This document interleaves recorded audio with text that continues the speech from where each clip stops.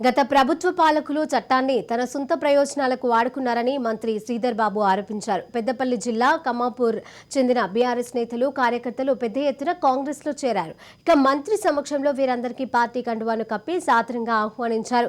1,00,000 కోట్లతో కాళేశ్వరం ప్రాజెక్టు నాణ్యతా లోపంతో అవినీతమైందన్న మంత్రి అదే మాదిరిగా బ్రిడ్జి కూలిపోయిందని మండిపడ్డారు. అయితే ప్రభుత్వ సొమ్మును దుర్వినియోగం చేస్తూ కమిషన్లకు కక్కుర్తి పడుతున్న వైనాన్ని వెలకి తీస్తామని మంత్రి శ్రీధర్ బాబు హెచ్చరించారు. ప్రతి ఒక్కరికి రేషన్ కార్డు వస్తుంది, ప్రతి ఒక్కరికి 2 బెడ్రూమ్ ఇల్లు వస్తుండే, ప్రతి ఒక్కరికి అరగుంటనో పావుగుంటనో భూమి వస్తుండే. 1,00,000 కోట్ల రూపాయలు వెచ్చించి బ్యారేజీల నిర్మాణం లోపం వల్ల బ్యారేజీలు కూలిపోతే అది జరిగే పని అంతా ఉన్నారు ఆనాడున్న ముఖ్యమంత్రి కేసీఆర్ గారు.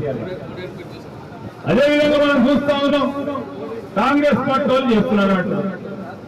అది మన నియోజకవర్గంలో ఉంది, దాంట్లో నాణ్యత లోపం ఉంది. కమిషన్లకు కక్కుర్తిపడి పై నుంచి కింది వరకు ఇక్కడ వరకు కూడా కమిషన్లు తీసుకునడం వల్ల ఆ నాణ్యత లోపం వచ్చింది. అక్కడ వరకు ఆగలే. ఈ రోజు మన పక్కన ఉన్న మంత్రి ముత్తారం ఓడేడు